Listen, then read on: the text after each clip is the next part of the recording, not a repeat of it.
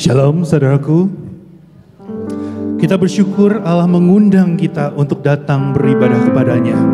Karena itu mari kita saat ini mau mempersiapkan hati dan pikiran kita untuk beribadah. Sambil kita merenungkan karya Tuhan di dalam setiap hidup kita masing-masing.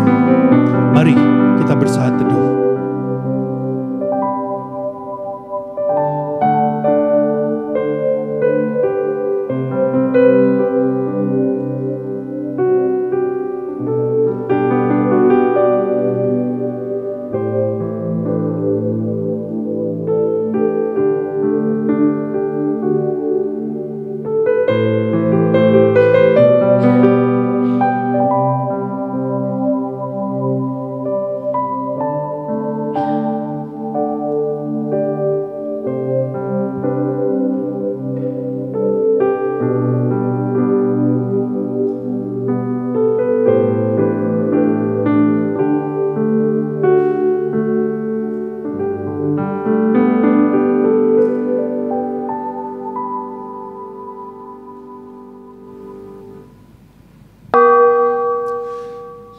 Hendaklah langit bersukacita dan bumi bersorak-sorak.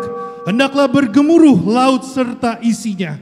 Bersukacitalah senantiasa. Saudaraku, perbuatan yang Allah kerjakan dalam setiap kita begitu sempurna. Karena itulah kita bisa bersukacita senantiasa di dalam Tuhan. Sambil memuji dan menyembah Tuhan, kita nyanyikan sukacita ku sembahkan. Sukacitaku sembahkan hanya pada Tuhanku. Hatiku bagaikan bunga berkarena sinarnya. Lawan mahu ketakutan dihenyakan olehnya.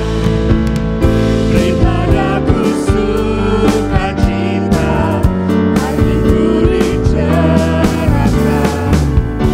hatiku Tuhan memberikan kepada kita sukacita yang tidak bisa diberikan oleh dunia ini. Karena itulah kita bernyanyi. Sukacitaku sembahkan hanya pada Tuhanku. Hatiku bagaikan bunga berkarena sinarnya. Lawan mahu ketakutan dihenyakan olehnya. Beri padaku sukacita, hatiku dicerahkan. Beri padaku sukacita. Beri padaku sukacita, hatiku dicerahkan. Hatiku dicerahkan. Mari kita berdoa. Bapa, hari ini kami sungguh datang bersukacita karena Engkau begitu baik dan sudah berkarya di dalam kehidupan kami masing-masing. Karena itu hati kami siap Tuhan, hati kami siap untuk memuji, memuliakan Engkau. Tolonglah kami untuk menyembah seperti yang Engkau mau. Dan biarlah Engkau berkenan akan penyembahan kami. Roh Kudus, mampukanlah kami. Inilah kerinduan kami. Setiap kami datang beribadah kepada Tuhan. Dengarlah doa kami yang kami minta dalam nama Tuhan Yesus. Amin. Silakan duduk saudaraku. Saudara, Allah adalah sumber sukacita kita. Namun di balik sukacita itu, kita sadar kita sering menyia-nyiakan kasih Tuhan.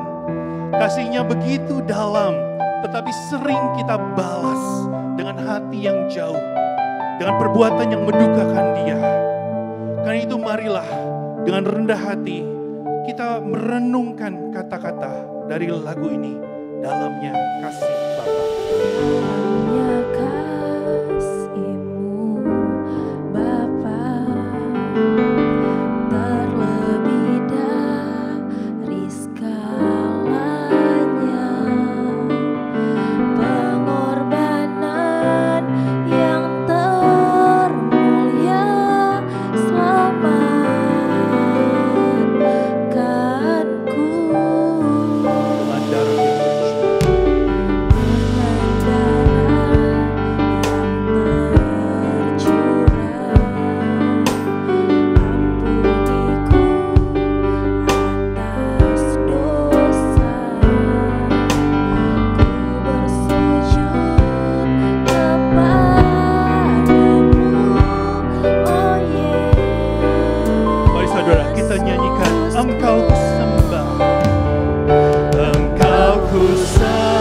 sembah, Kau yang terindah. Pulihkanku dengan darah-Mu. Engkau ku sembah, Bapa mulia. Seumur hidupku ku mau menyembah-Mu. Mari saudara, kita nyanyikan lagu ini sambil kita mengingat kasih Tuhan yang begitu dalam bagi kita. Dalamnya kasih-Mu Bapa.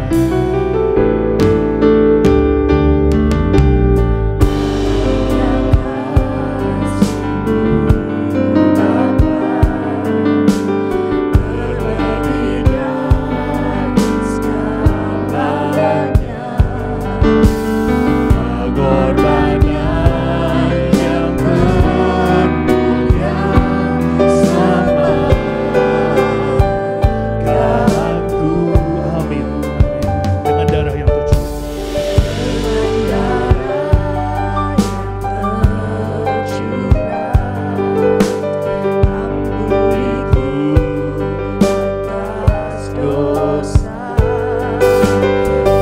Bersujud kepadamu, oh Yesus. Mari kita bangkit berdiri, kita nyanyikan. Engkau ku sembah, Kau yang terindah. Pulihkanku dengan darah-Mu. Engkau ku sembah, Bapa mulia. Seumur hidupku ku mau. Engkau ku sembah, Kau yang terindah. Pulihkanku dengan darah-Mu. Engkau ku sembah, Bapa mulia. Seumur hidupku ku mau menyembah-Mu. Seumur hidupku ku mau menyembah. Seumur hidupku ku mau menyembah-Mu.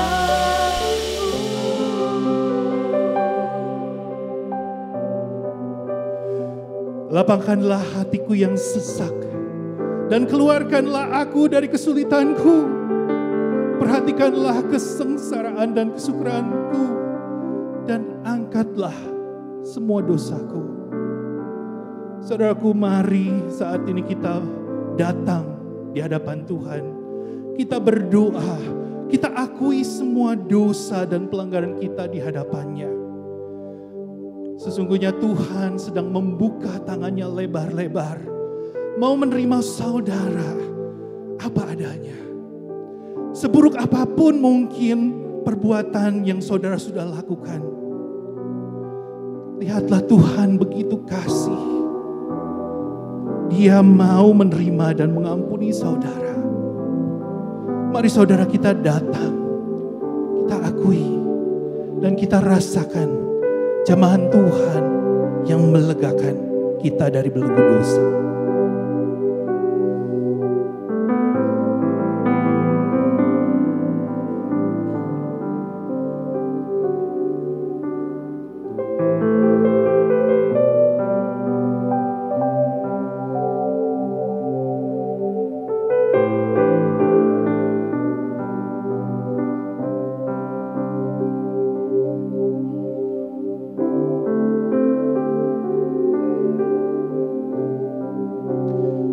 Bapa kami yang begitu baik, saat ini Tuhan kami datang membawa seluruh keberadaan kami.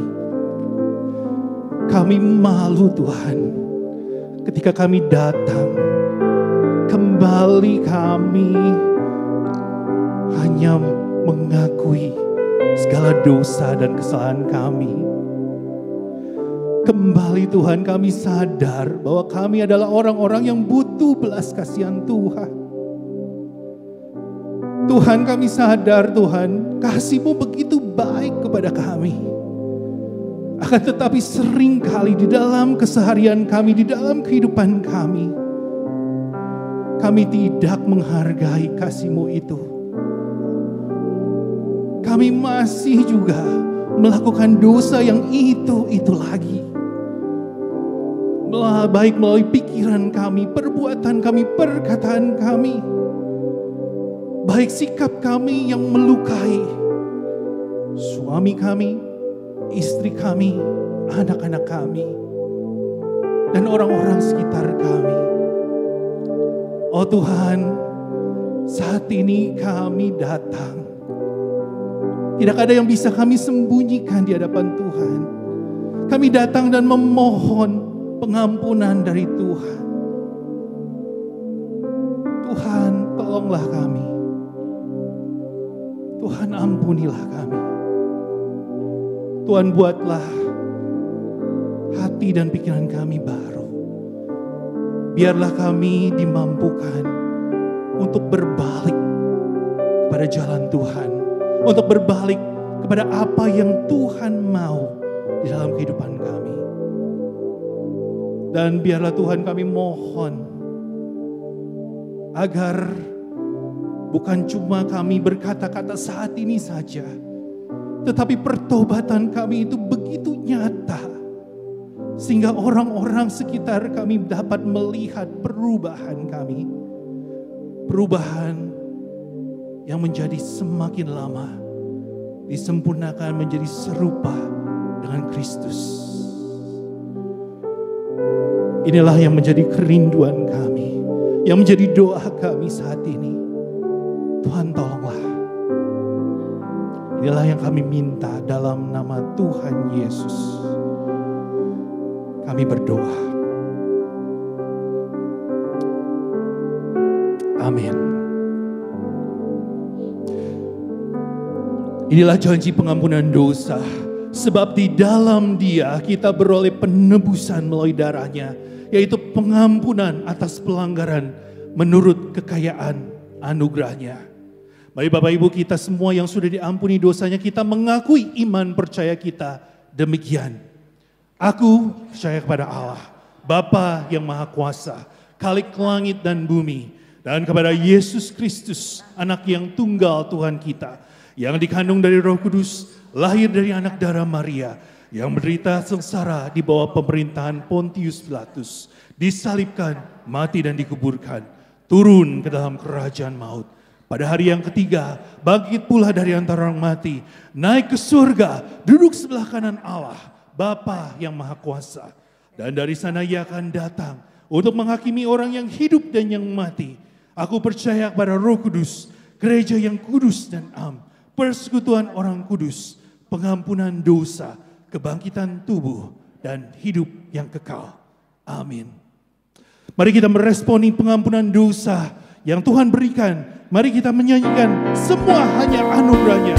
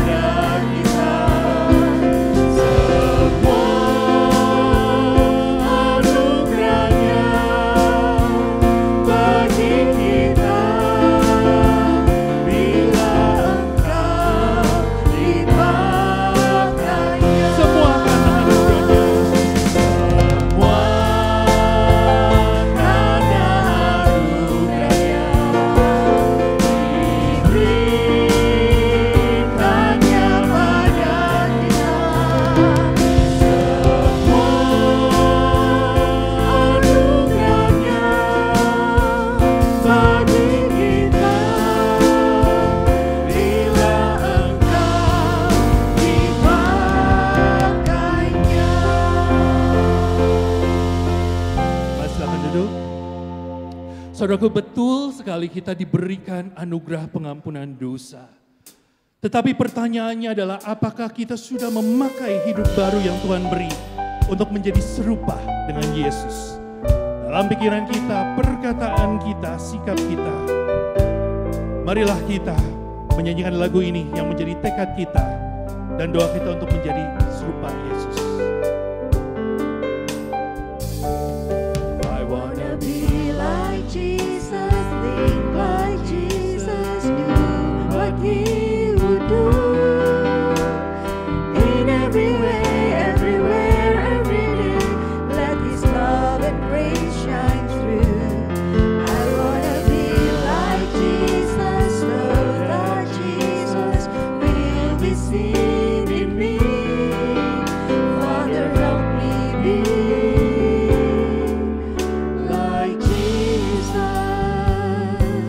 Mari kita nyanyikan sekali lagi. Biar lagu ini menjadi tekad kita.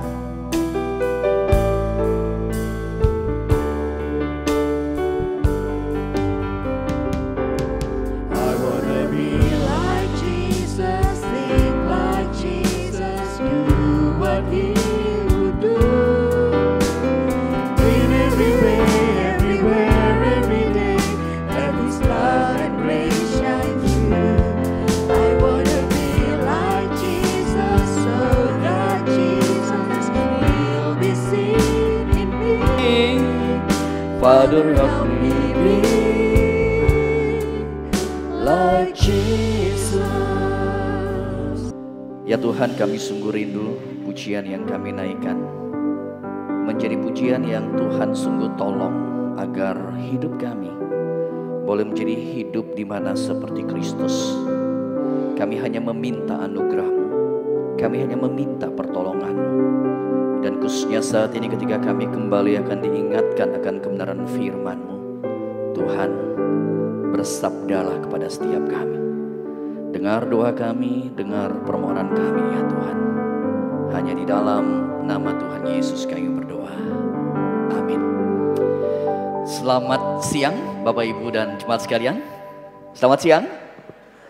Saudara, pujian yang baru saja kita naikkan tadi, saudara, adalah sebuah pujian yang mungkin 6 tahun yang lalu barangkali ya, 6 tahun yang lalu ketika saya mulai mengenal pujian tersebut, dan saudara ketika saya mendapati pujian tersebut, saudara, bagi saya ya ini pujian yang sangat simpel ya, pujian yang sangat simpel, melodinya baik, melodinya indah, dan syairnya tuh sangat clear ya, syairnya sangat clear sekali ya, I wanna be like Jesus. Dan saudara, tetapi di dalam syair tersebut dan dalam pujian tersebut yang sebenarnya boleh saya katakan itu menjadi apa yang menjadi hal yang Tuhan inginkan dalam hidup saudara, dalam hidup saya.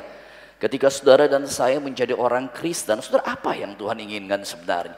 Yang Tuhan inginkan sesungguhnya adalah hidupmu, hidupku betul di tengah-tengah dunia ini menjadi seperti Kristus. Saudara, dan itulah sebabnya di dalam pelayanan saya dan khususnya ketika kemudian tahun lalu kita di GKY BSD, saudara, kita kemudian mulai mencetuskan si movement, Christ Likeness Movement. Saudara, saya pribadi sungguh-sungguh sangat berharap seluruh saudara yang ada di GKY BSD, saudara yang ada di tempat ini di GKY BSD 2, saya sungguh terus ingin mengingatkan saudara, engkau dan saya saat ini tidak hanya sekedar melakukan sebuah ibadah. Engkau dan saya tidak sekedar hanya melakukan, ya kita orang Kristen, kita ke gereja dan selesai. Saudara, tetapi saudara dan saya harus mengerti kita lagi ngapain. Kita lagi ngapain. Baik pujian yang kita naikkan, firman yang kita renungkan, segala hidup kita, kita lagi ngapain. Dan menjawab kita lagi ngapain, maka isi hati Tuhan adalah Tuhan mau engkau dan saya menjadi serupa Kristus. Saudara, saya ingin saudara berkata kepada kiri kananmu, kalau engkau kenal itu pasanganmu, itu temanmu. Kalau pasanganmu, saudara berkata suamiku, Tuhan mau engkau menjadi serupa Kristus. Atau istrimu atau anakmu, silakan saudara berkata kepada sebelah yang ada di kiri kananmu, ya. Saudara, dan saya berharap saudara berkata dengan serius dan mendoakan. Nah, saudara berbicara mengenai si movement yang ada di gereja kita, saudara, kita memiliki sebuah gerakan. Saya harap saudara masih ingat, ya ini menjadi bagian daripada slogan kita. Slogan kita Christ likeness, with Christ, like Christ, dan for Christ. Saudara masih ingat gerakannya? Saya akan berkata Christ likeness dan saya ingin melihat saudara coba menggerakkan gerakan tersebut. Saya tidak akan gerakin di depan. Jadi saudara nggak ada contohnya jadinya. Oke? Christ likeness.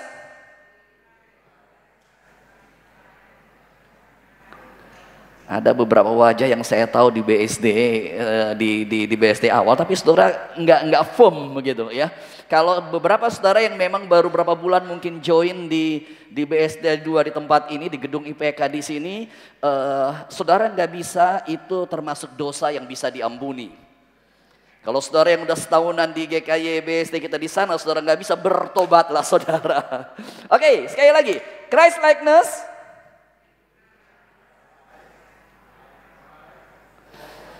Oke, saudara ketika bicara mengenai Christ likeness itu menjadi slogannya, saudara, dan slogan itu adalah sebuah slogan yang bersifat sebuah proses sebenarnya. Kita percaya satu hal, kita hanya bisa menjadi serupa Kristus kalau kita mulai dengan with Christ, dan slogannya adalah, gerakannya adalah ini with ya, ini kita menjadi satu with Christ.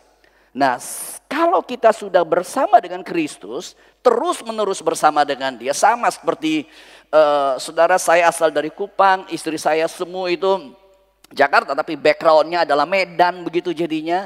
Tapi ketika saya married dengan dia, sekian lama tinggal dengan dia, dia itu mulai doyan makan daging sei begitu loh, makanan Kupang ya. Lalu saya mulai sedikit belajar, mulai doyan makan makanan Medan begitu jadinya ya, karena dia backgroundnya Medan ya, termasuk Emi Medan begitu ya, di Pluit ada Emi Medan yang enak begitu jadinya. Saudara, karena kami tinggal bareng, taste kami mulai berubah satu sama lain. Karena kami tinggal bareng, pola pemikiran kami mulai kami saling merge menjadi satu.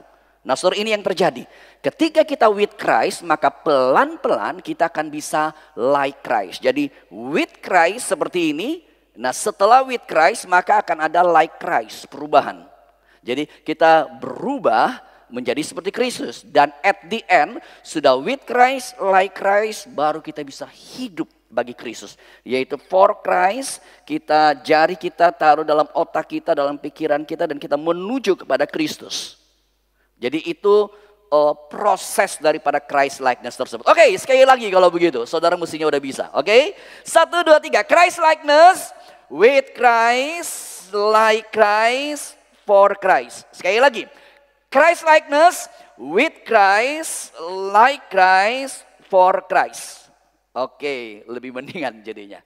Oke, saudara, kita akan melihat Injil Matius pasal yang kelima. Injil Matius pasal yang kelima. Jadi kalau saudara membaca dalam Alkitab, maka mungkin boleh saya katakan satu-satunya bagian yang sangat mencatat pengajaran Yesus yang begitu banyak adalah dalam Matius pasal 5 hingga pasal yang ke-7. Jadi kalau saudara perhatikan dalam sepanjang kitab Injil, betul itu bicara mengenai apa yang Yesus lakukan, mujizat yang Yesus lakukan, dan beragam hal. Dan Injil mencatat beragam banyak pengajaran dan apa yang Yesus lakukan. Tetapi satu bagian yang menjadi sesuatu yang bersifat kolektif ya, kumpulan daripada pengajaran Yesus, maka boleh kita katakan kumpulan yang paling banyak ada dalam Matius pasal 5 sampai pasal 7. Dan Matius pasal 5 sampai pasal 7 dikenal biasanya dengan apa namanya? Ada yang ingat khotbah apa? Khotbah di bukit, betul sekali, khotbah di bukit. Matius pasal 5 ayat 1 hingga ayat yang ketiga.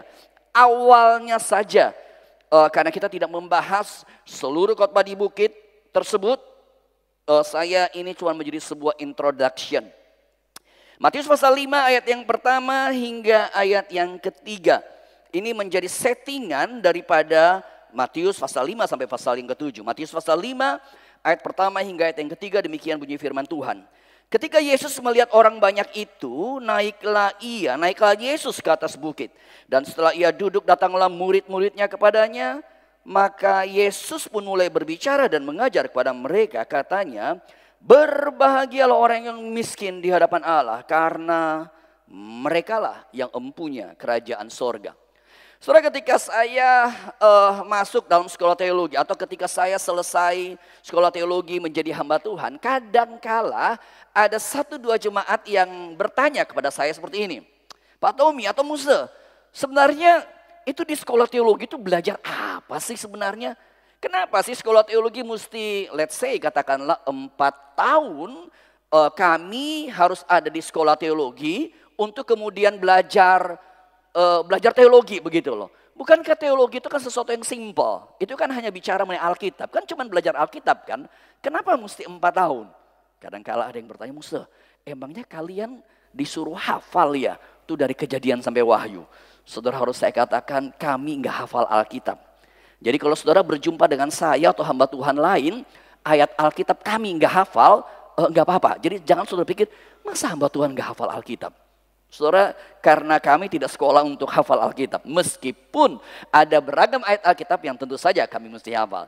Nah, berhadapan dengan pertanyaan seperti ini, sebenarnya di sekolah teologi sebenarnya 4 tahun kami ngapain? Saudara, maka diagram yang satu ini menurut saya dapat menjadi diagram yang mewakili apa yang kami pelajari di sekolah teologi. Jadi kalau saudara perhatikan, ini seperti sebuah piramid, sebuah piramida daripada konsep berpikir. Jadi kami belajar untuk bagaimana membangun sebuah konsep teologi. Dan kalau saudara pernah perhatikan, strukturnya ada seperti ini. Kalau struktur seperti ini, maka maksudnya adalah ini seperti sebuah piramid di mana fondasi demi fondasi demi fondasi dibangun untuk kami memiliki pemahaman mengenai teologi. Saudara, memang saudara akan melihat dengan beragam istilah yang mungkin saudara nggak familiar, tapi istilah-istilah ini sederhananya dimengerti seperti ini. Alkitab tentu saja bicara perjanjian lama, perjanjian baru, scriptures. Nah, exegetical theology bicara mengenai kami mencoba untuk menafsirkan, belajar bahasa, belajar background untuk kalimat-kalimat ini maksudnya apa sih? Tuhan tuh maksudnya apa sih? Kami mencoba untuk termasuk belajar bahasa Yunani lah, bahasa Ibrani lah begitu. Karena itu menjadi bahasa daripada perjanjian lama, perjanjian baru. Nah, setelah melakukan exegetical theology, maka ada yang namanya biblical theology. Biblical theology sederhana. Alkitab itu kan banyak, ada 66 kitab. Perjanjian lama sampai perjanjian baru. Pertanyaannya, ada nggak benang merah? Ada nggak garis besar inti daripada Alkitab? Supaya kita tidak tersesat. Kita tahu garis besarnya seperti apa. Nah, itu adalah biblical theology. Dari situlah kemudian bangun ada yang namanya systematic theology. Bicara mengenai doktrin Allah itu seperti apa. Tritunggal seperti apa. Keselamatan seperti apa. Akhir zaman seperti apa. Kami melihat dari seluruh Alkitab. Bagaimana seluruh Alkitab melihat semuanya itu. Dan at the end adalah practical theology. Yaitu berbicara mengenai setelah belajar semuanya. Lalu kemudian hidup itu mesti bagaimana. Nah, kalau saudara perhatikan di sebelah kiri ada yang namanya historical theology. Itu berkaitan dengan, kami juga belajar berkaitan dengan apa yang bapak-bapak gereja dari zaman dulu. Warisan-warisan wisdom, warisan-warisan bijaksana yang kemudian mereka berikan. Nah, saudara, ketika melihat struktur ini, tadi saya katakan ini merupakan sebuah piramid. Nah, cuman problemnya menurut saya cukup banyak orang Kristen termasuk gereja, kita tuh cuma hanya berpikir kadang-kala begini, ngapain sih belajar pusing-pusing begini ya begitu? Bukankah yang penting ujung-ujungnya practical theology? Jadi biasanya bukan kesederhananya dari Alkitab langsung ke practical theology. Kenapa mesti belajar begitu banyak? Saudara, betul sih ujungnya adalah moral. Tetapi kalau kita buru-buru hanya baca ayat Alkitab. Oh, Alkitab ada ngomong gini, ya sudah kita harus lakukan seperti itu. Tanpa memahami lebih lanjut, saudara, maka sebenarnya pertanyaannya adalah apa bedanya antara kekristenan dan agama lain? Bukankah agama lain juga bicara mengenai moral kan? Saudara bicara mengenai berbuat baik, mengasihi, agama lain ajarin enggak? Ngajar. Saudara bicara mengenai hidup harus juga jangan berzina misalnya. Ya, agama lain juga ada yang mengajarkan enggak? Ada. Saudara, sehingga kalau kita buru-buru hanya dari baca Alkitab, lalu dari ayat Alkitab kita tarik kemudian kita harus hidup. Oke, bisa dimengerti, tetapi hati-hati. Kita tidak punya fondasi, kita tidak punya dasar, kita tidak punya konsep berpikir yang tepat. Karena at the end akan sama dengan agama lain. Bahkan kadangkala kita berjumpa ada agama lain yang bicara mengenai welas asihnya itu luar biasa banget begitu loh jadinya. Ini bukan Kristen. Nah, saudara, ini menjadi problem. Itulah sebabnya kami di sekolah teologi mesti belajar seperti ini. Supaya kami mengerti Kenapa kami atau kenapa orang Kristen harus berbuat baik. Dan mestinya di gereja kita juga diajarkan beberapa areal tersebut, meskipun kerap kali hamba Tuhan kami tidak terlalu memakai istilah tersebut. Termasuk hari ini, ketika bicara mengenai khotbah yang saya akan sampaikan, mungkin saya boleh kategorikan kalau dalam struktur daripada konsep berpikir teologis tersebut, maka khotbah yang saya akan sampaikan hari ini adalah berkaitan dengan apa yang namanya biblical theology. Tapi saudara jangan tegang dulu, waduh ini bakal kita khotbahnya kayak lagi di sekolah teologi dong kalau begitu. Jangan khawatir ya, karena saya biasanya khotbah nggak complicated ya. Mestinya begitu. Hopefully kayak begitu jadinya. Setelah tetapi khotbah yang saya sampaikan hari ini boleh saya katakan ada dalam kategori biblical theology. Sederhananya begini, biblical theology bicara mengenai big picture. Nah kita lagi berbicara hari ini berkaitan dengan pengajaran Tuhan Yesus. Saudara, hal yang sederhana sekali sebenarnya. Kalau saudara melihat di dalam pengajaran Yesus, saudara, maka pengajaran Yesus itu banyak mengajarkan dan dia memberikan perumpamaan. Kalau saudara coba ingat-ingat perumpamaan Yesus berikan banyak perumpamaan. Kira-kira menurut saudara, perumpamaan Yesus itu tema besarnya apa? Big picture-nya apa? Saudara boleh diskusi ya, setengah menit dari sekarang dengan orang yang di kiri kananmu. Saudara coba saling ngobrol sebentar. Kira-kira tema besar daripada perumpamaan-perumpamaan Yesus bicara mengenai apa? Oke, silakan diskusi setengah menit dari sekarang. Pakai kesempatan untuk ngomong, setelah itu saudara nggak boleh ngomong lagi. Oke, ada yang mau kasih jawaban dari sini kira-kira apa? Apa? Perkabungan. Oh, pengampunan. Oke. Ada lagi barangkali?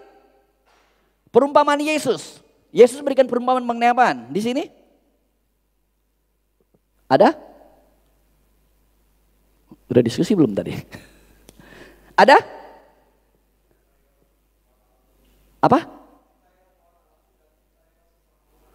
Oke, kasihlah Allahmu dan kasih sama manusia itu menjadi inti daripada pengajaran Yesus. Kalau gambaran yang Yesus pakai biasa dalam perumpamaan, gambaran apa? Betul sekali, kerajaan Allah. Itu nanti akan related dengan mengasihi Allah, mengasihi manusia, itu akan related juga berkaitan dengan pengampunan. Tapi kalau saudara perhatikan, Yesus seringkali bicara mengenai perumpamaan dan Yesus mulai dengan kalimat begini, perumpamaan kerajaan Allah adalah seperti begini. Itu seringkali. Mungkin boleh kita katakan hampir semua perumpamaan Yesus selalu Yesus kaitkan dengan kerajaan Allah. Termasuk tadi itu. Dalam pengajaran Yesus bicara mengenai khotbah di bukit, Matius 5 ayat yang ketiga. Yesus berkata, berbahagialah orang yang miskin di hadapan Allah karena dialah yang empunya kerajaan Allah, yang empunya kerajaan sorga. Nah saudara perhatikan sehingga kita boleh katakan secara sederhana pengajaran Yesus itu intinya apa? Kingdom of God. Kerajaan Allah. Dan ketika saudara bisa berkata semua pengajaran Yesus intinya kerajaan Allah, maka kita sudah melakukan biblical theology. Ini menjadi kerangka berpikirnya. Tapi memang pertanyaan lebih lanjut adalah apa yang ada atau apa yang menjadi dinamika daripada kerajaan Allah? Mengapa kerajaan Allah itu begitu penting? Apa arti daripada kerajaan Allah? Nah saudara, ini memang menjadi bagian yang kami sekolah teologi harus mendalami lebih. Tetapi bicara mengenai inti daripada pengajaran Yesus, Kingdom of God. Dan kalau saudara perhatikan ternyata bukan hanya pada zaman Yesus. Kalau saudara lihat dalam perjanjian lama, Yesaya 9 ayat 6 sampai 7 misalnya, itu sudah bicara, bahkan bukan hanya Yesaya. Ada begitu banyak bagian yang bicara mengenai kerajaan Allah. Termasuk kalau saudara perhatikan di sini saya kaitkan dengan Matius 1 ayat 1. Coba saudara buka Alkitab, Matius 1 ayat 1, silakan. Matius 1 ayat 1, saudara membuka, ini bicara mengenai silsilah Yesus. Ya, ini adalah ayat pembuka daripada perjanjian baru. Matius 1 ayat 1 kita baca bersama. 1, 2, 3.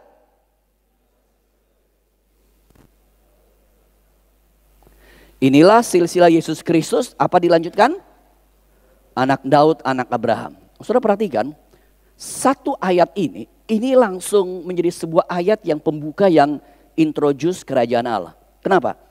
Karena dikatakan inilah silsilah Yesus Kristus dikaitkan dengan siapa? Anak Daud. Loh, kenapa nggak ngomong Yusuf dulu? Meskipun nanti terakhir ada Yusuf, ada keturunan yang lain. Tapi kenapa khusus merujuk kepada Daud? Karena Daud adalah raja yang besar daripada Israel. Dan keturunan Daudlah yang akan disebut sebagai Mesias yang dijanjikan itu. Sehingga langsung ketika dikatakan inilah silsilah Yesus Kristus anak Daud. Kenapa anak Daud? Karena mau bicara mengenai raja yang akan datang tersebut. Mesias yang dijanjikan tersebut. Dan saudara bukan hanya anak Daud. Diterusin dengan anak siapa? Anak Abraham. Kenapa anak Abraham?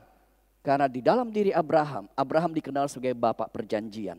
Dan janji mengenai bangsa Israel. Termasuk dalamnya janji mengenai kerajaan Allah.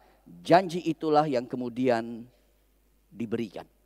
Jadi saudara perhatikan di sini kenapa perumpamaan Yesus banyak bicara mengenai kerajaan Allah. Karena ternyata ini menjadi sebuah bagian yang berelasi. Ada benang merahnya dengan perjanjian lama. Ada benang merahnya dengan Daud. Ada benang merahnya dengan Abraham. Dan disinilah kemudian Yesus datang ke dalam dunia. Untuk meneguhkan kerajaan Allah. Nah saudara ketika berbicara mengenai kerajaan Allah. Maka kerap kali kerajaan Allah itu dilihat di dalam 4 dimensi seperti ini. Jadi ada yang namanya king, raja. Ada namanya people, umat atau citizennya. Dan ada yang namanya law, aturan yang mengatur kehidupan daripada umatnya. Dan ada yang namanya teritori, lokasi, wilayah. Saudara meskipun memang realitas teritori ini menjadi bagian yang agak berbeda. Karena Yesus ketika bicara mengenai kerajaan Allah tidak bicara teritori secara fisikal. Tapi secara spiritual di dalam hati manusia. Tetapi fakta kalau saat ini misalnya ketegangan di Palestina masih terjadi. Fakta di mana Israel masih ngotot memperebutkan Palestina, suka nggak suka karena ada konsep Kingdom of God. Cuman konsep Kingdom of God mereka adalah bersifat fisikal. Dan Yesus sebenarnya ketika bicara mengenai perumpamaan dikaitkan kerajaan Allah, maka saudara Yesus sedang bicara mengenai spiritual kingdom. Yesus sedang bicara mengenai realitas kerajaan Allah itu bukan bicara teritorinya tapi hati kita. Apakah Allah memerintah, Allah sebagai raja, memerintah kita umatnya, people itu, dengan aturan-aturan Allah, bukan di dunia secara geografis, tapi dalam hati kita. Sehingga bicara mengenai kingdom of God, maka bicara mengenai Allah yang menguasai saya, Allah menguasai engkau. Allah mengatur hidupku, Allah mengatur hidupmu. Allah menuntun hidupku, menuntun hidupmu, mengarahkan hidupku, mengontrol kita semuanya. Dan kalau Allah yang mengatur, maka disitulah sebenarnya akan terjadi adalah apa? Pikiran kita, tutur kata kita, tingkah laku kita, respons kita adalah sebuah respon yang sebenarnya bukan respon natural lagi. Bukan respon kedagingan lagi. Tapi sebuah respon di mana Allah yang menguasai. Saudara itulah sebabnya satu gambar yang menurut saya sangat baik adalah gambar yang satu ini. Yaitu ini gambar yang ini gambar dari buku, dari traktat lama sebenarnya 4 hukum rohani dari kelompok pelayan daripada LPMI di Indonesia sebenarnya. Ini dari US sebenarnya.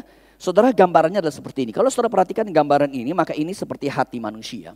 Di hati manusia itu ada kursi, ada tahta di situ dan bicara mengenai kingdom of God artinya Kristuslah salib yang ada di kursi tahta itu.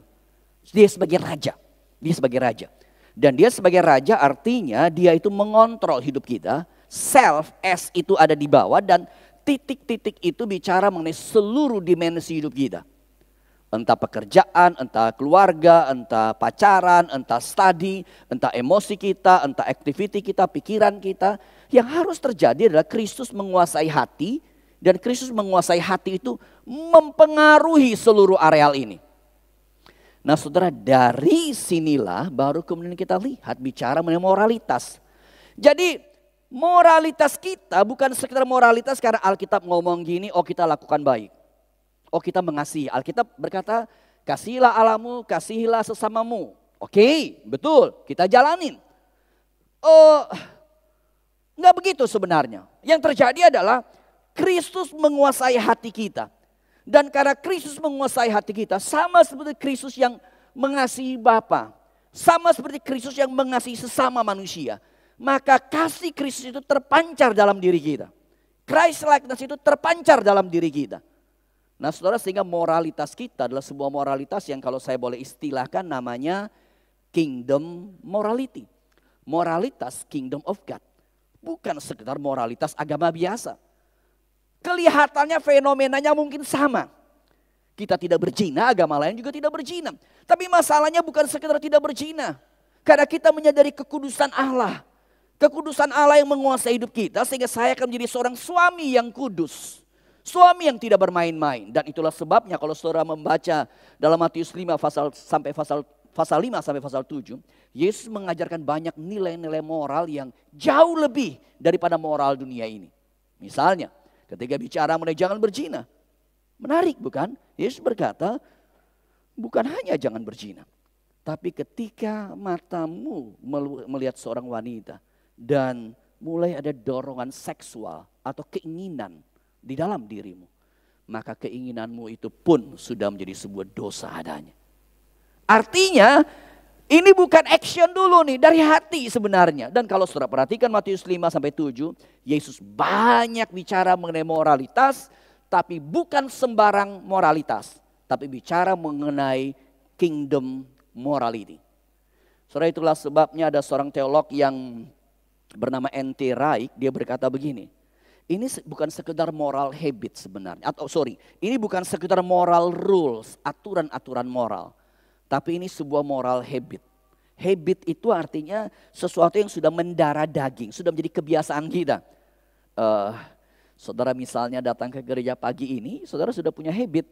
Dari rumah pasti jalannya akan lewat begitu kira-kira. Atau saudara doyan makan apa, saudara pasti punya habit. Cenderung makan begituan. Jadi bahkan saudara ke gereja, duduk di areal mana kira-kira pasti begitu setiap minggu. Kita udah punya habit. Itu sudah sesuatu yang unconscious menyatu dengan diri kita. Nah sekarang N.T. Wright dia berbicara mengenai kita tuh sudah punya moral habit karena kita bersama dengan Kristus. Kebenaran Allah. Kebenaran Allah itulah yang harusnya terekspresi. Nah cuman permasalahannya adalah ternyata dinamika kerajaan Allah, gambar seperti ini bukan satu-satunya gambar. Ada gambar realitas kedua yang menurut saya ini menjadi problem. Yesus ada dalam hati kita, dalam hidup kita, tapi kita geserin. Kita keluarkan. Kita sudah percaya, tapi kita keluarkan Kristus. Yang menguasai kita masih kedagingan kita. Nah ini yang menjadi problem. Saudara kalau kita ingat mengenai kisah dalam Alkitab. Saudara ingat raja pertama bangsa Israel. Siapa namanya? Saul, betul sekali. Sebelum Saul, Israel nggak ada raja. Yang memerintah saat itu adalah Samuel. Samuel yang mengatur semuanya. Nah tetapi kalau saudara perhatikan, kenapa bangsa Israel ingin minta raja? Mereka berkata bangsa lain punya raja, kami nggak punya raja, berikan raja kepada kami. Dan waktu itu kalau saudara perhatikan Samuel itu marah. Samuel itu marah. Tetapi menurut saya kalau saudara membaca dalam Alkitab ada sebuah kisah yang saudara kadangkala membaca Alkitab ya itu rasa hatinya tuh nggak enak banget. Ngenes banget begitu loh. Termasuk dalam perikop ini. Kalau saudara melihat dalam 1 Samuel pasal 8. Kalau saudara baca ayat 7 sampai 8 itu ayat yang menurut saya ngenes banget begitu. Kenapa? Karena Allah ngomong begini, Samuel, lu tahu nggak? Israel itu nggak tolak kamu, lu nggak usah marah. Karena yang sebenarnya Israel itu menolak aku sebagai raja. Karena sebelumnya Israel itu konsepnya teokrasi, Allah yang memerintah. Allah memerintah lewat Samuel. Sekarang mereka nggak mau, mereka mau raja begitu loh. Saudara dan saya ketika baca bagian itu, saya pikir ngenes banget ya. Tuhan sendiri ngomong. Mereka tolak aku. Saudara bisa bayangkan Tuhan sendiri ngomong, Tommy kamu tolak aku.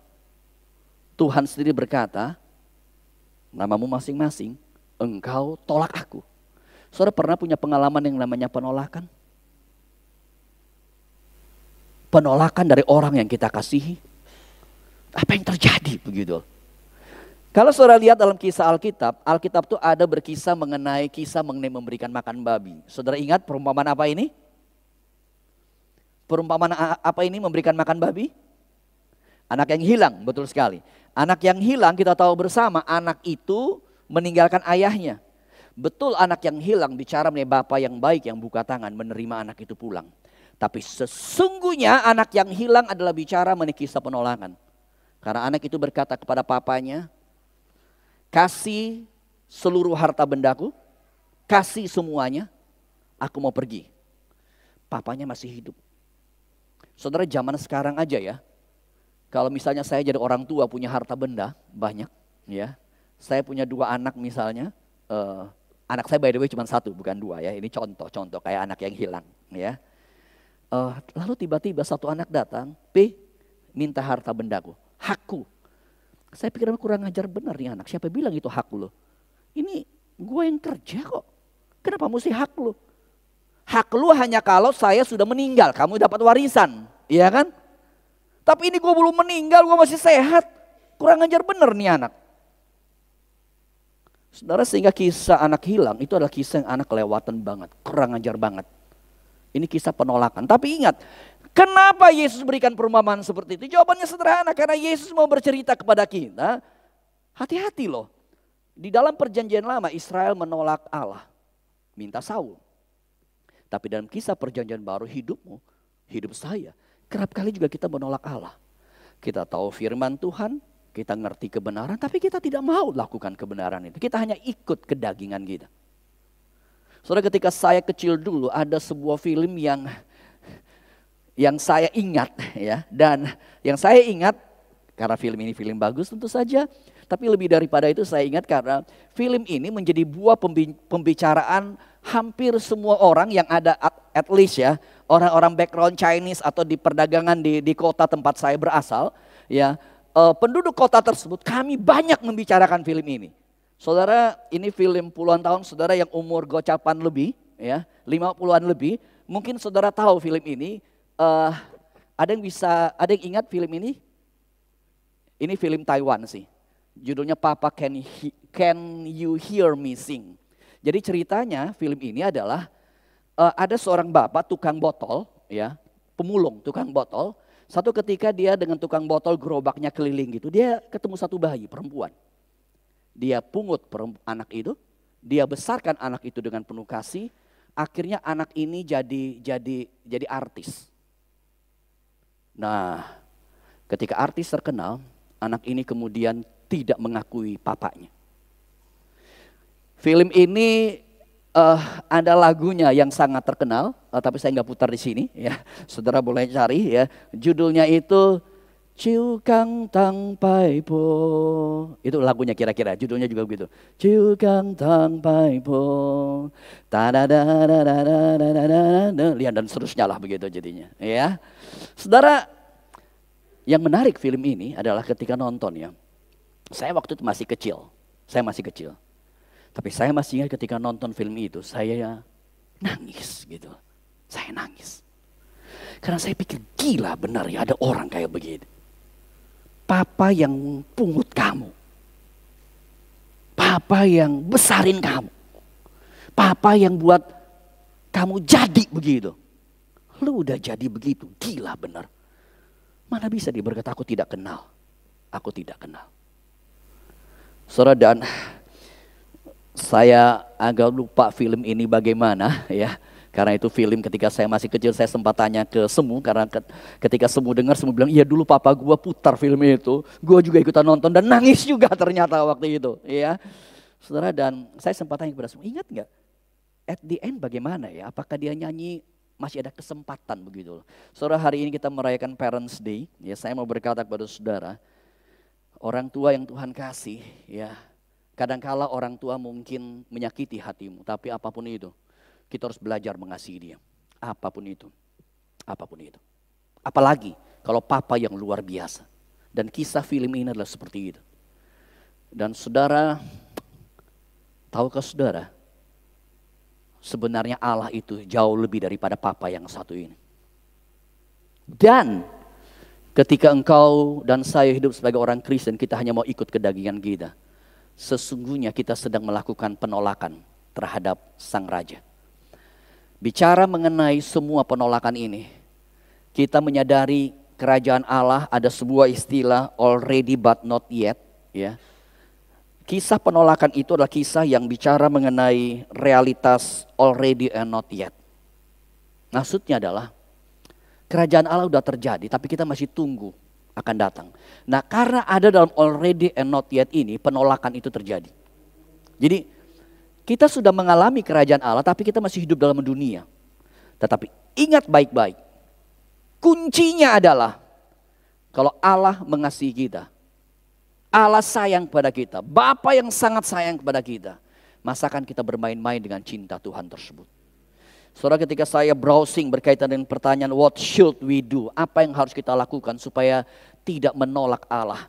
Saudara, saya mendapati ada sebuah grup. Ini grup dari Dallas Willard Ministry. Berjudul School of Kingdom Living. Saudara, saya tertarik, saya sedikit browsing mengenai grup ini. Dan bagi saya yang saya ingin tegaskan di sini adalah bicara mengenai sekolah. Ya. Sekolah itu adalah sesuatu yang intentional untuk hidup yang lebih baik. Dan kenapa grup ini bicara mengenai kingdom living itu perlu sekolah. Saudara, karena kalau nggak sekolah kita nggak berubah. Saya tahu kita sudah nggak sekolah lagi, ya. Kita udah bye-bye sekolah begini, ya. Tetapi harus saya katakan, ketika engkau datang ke gereja seperti ini, engkau sedang sekolah. Tetapi sekolah seminggu sekali bisa nggak membentuk anak? Hah? Zaman dulu saya masih sekolah tuh Senin sampai Sabtu. Lalu sekolah sekarang sudah berkurang, ya, Senin sampai Jumat. Saya nggak tahu 5-10 tahun lagi Senin sampai Kamis barangkali. Setelah itu ada Senin sampai Rebu. Kemudian Senin sampai Selasa.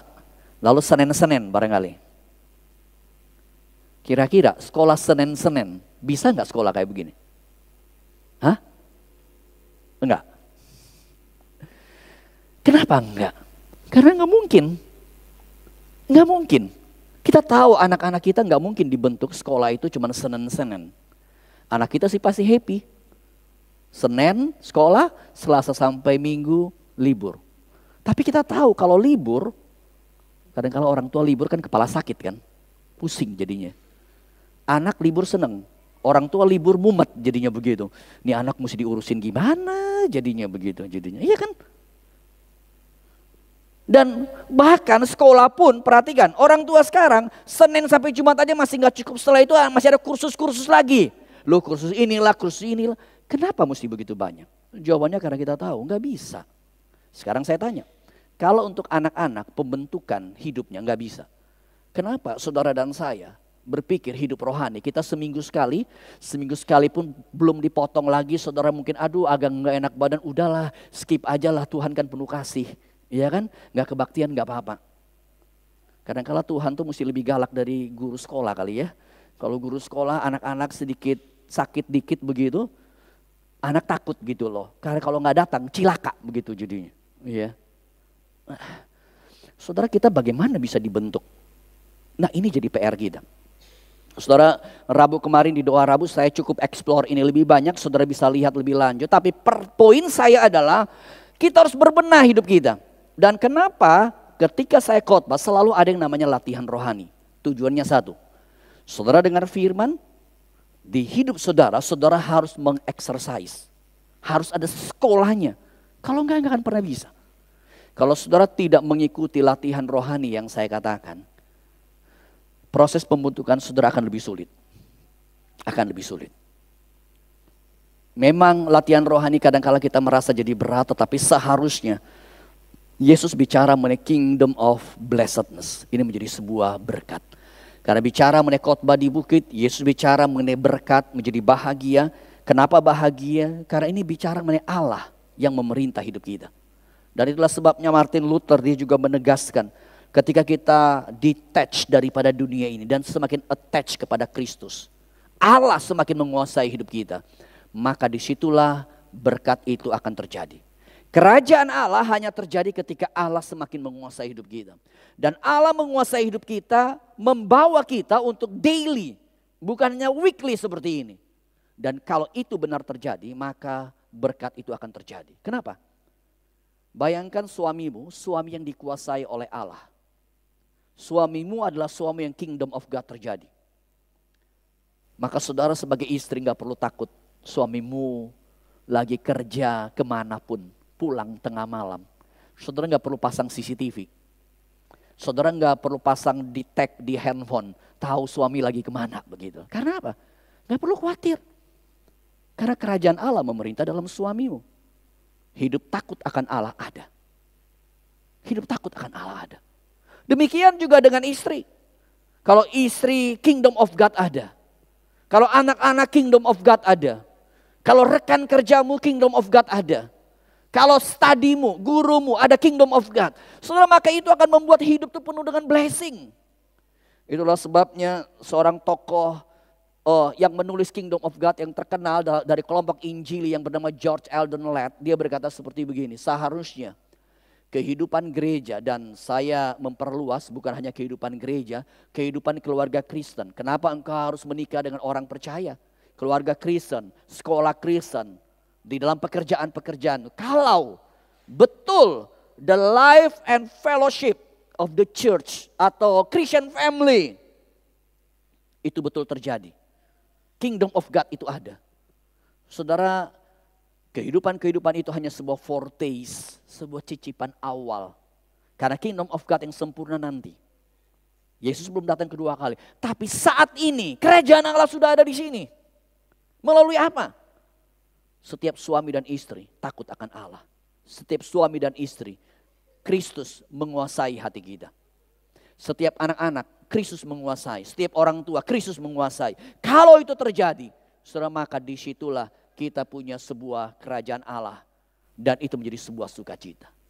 Latihan rohani yang saya minta saudara kemudian lakukan, saya sebut sebagai latihan rohani berkaitan dengan Thy Kingdom Come, datanglah kerajaan. Ini salah satu khotbah Yesus, doa Yesus, doa Bapa kami, datanglah kerajaanmu, jadilah kehendakmu. Yang saya minta saudara lakukan, mulailah hari ini ketika saudara berdoa, doa seperti ini.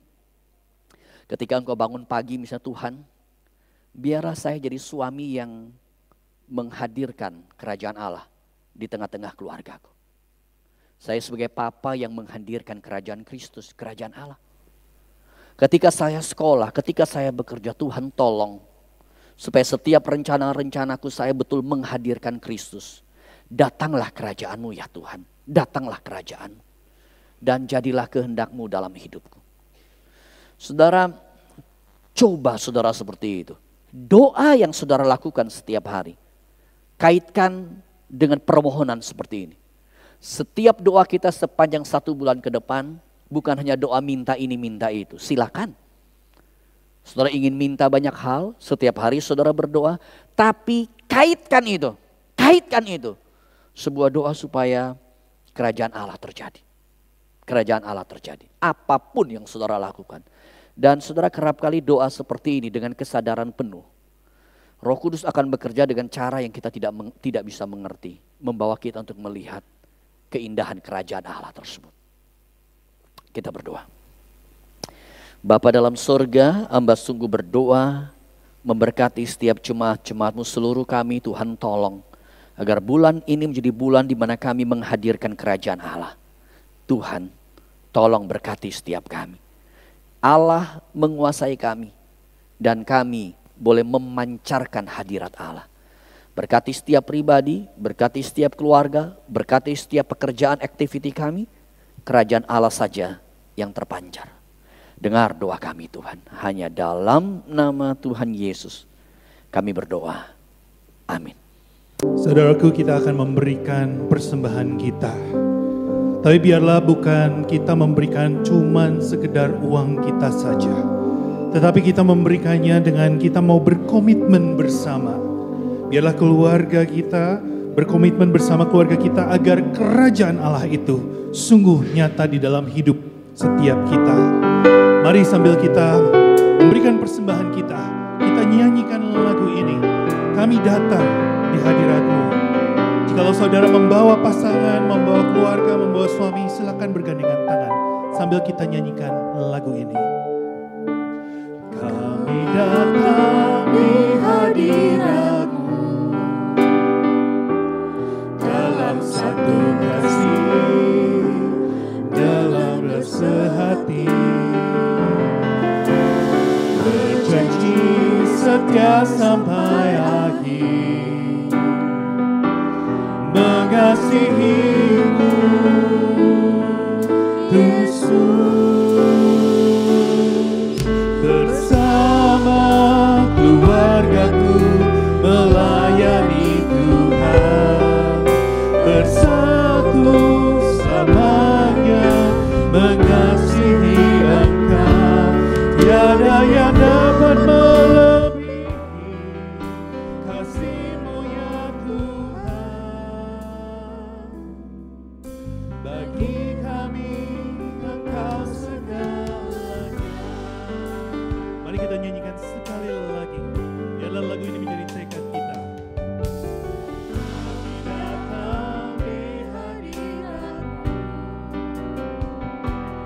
dalam satu kasih. Selamat pegang suami, saudara.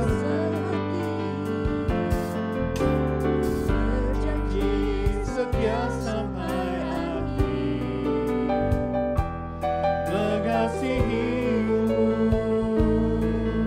Yesus.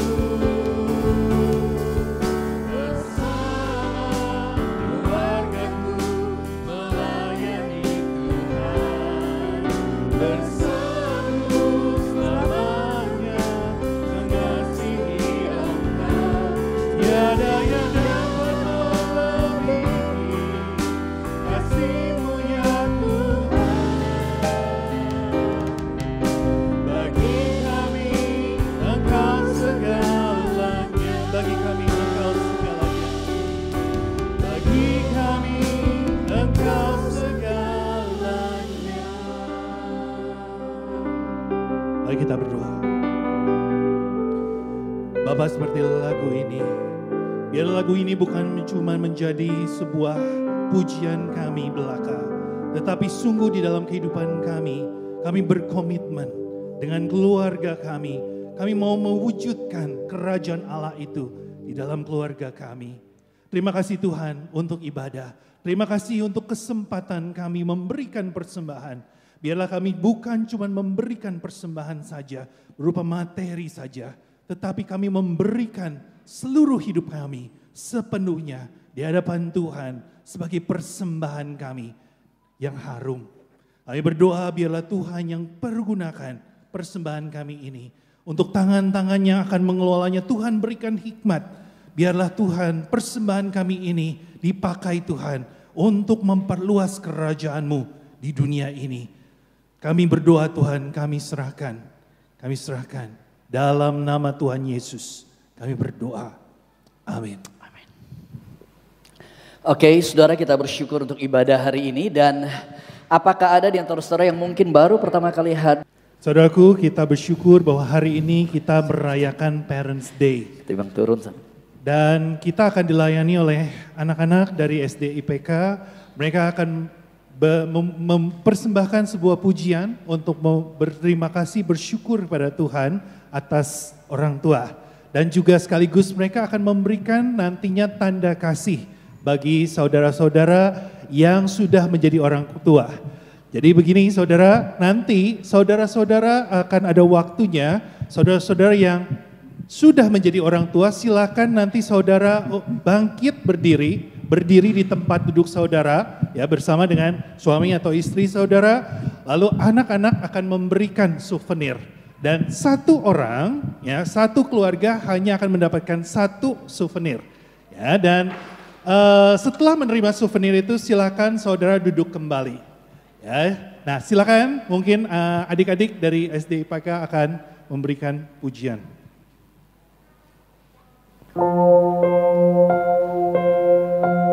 It was your love that's given me strength.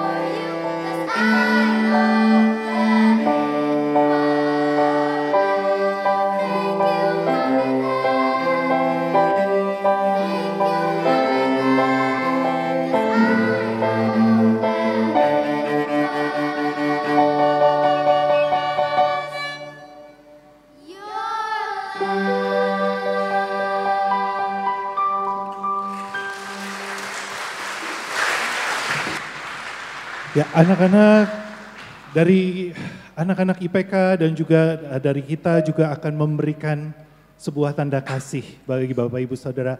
Silakan mungkin Bapak Ibu Saudara yang sudah menjadi orang tua boleh berdiri di tempatnya masing-masing. Dan silakan anak-anak boleh membagikan ya kepada orang tua. Silakan peluk mereka, berikan ciuman, berikan tanda kasih ya. Bersyukur untuk keluarga yang Tuhan berikan.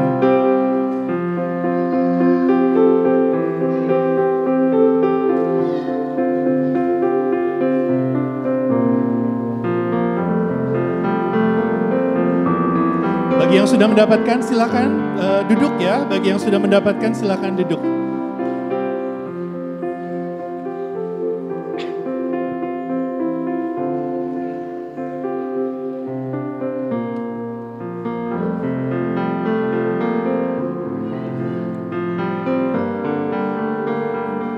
Ya, bagi orang tua yang sudah mendapatkan silakan duduk ya.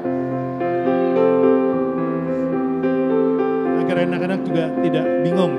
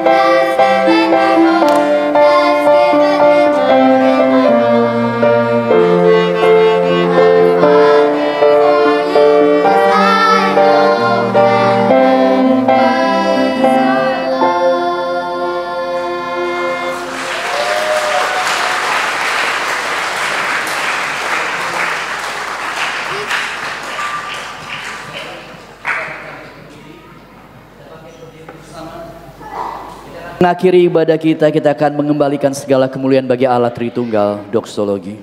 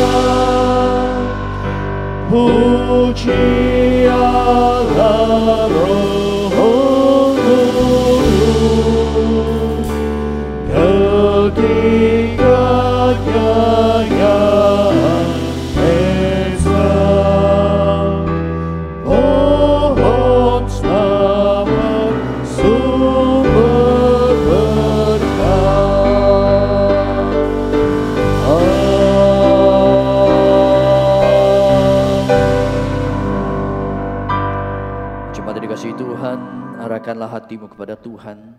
Kembalilah dalam hidup masing-masing serta terimalah berkat daripada Dia.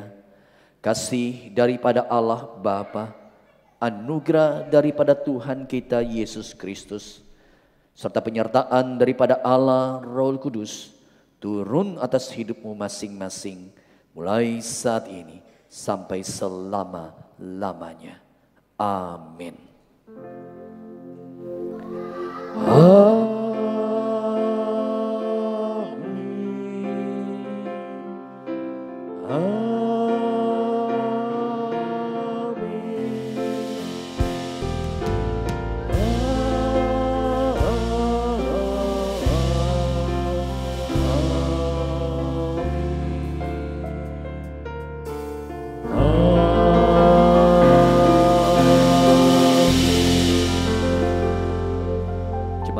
Kembali doa dan Tuhan berkati. Selamat hari Minggu.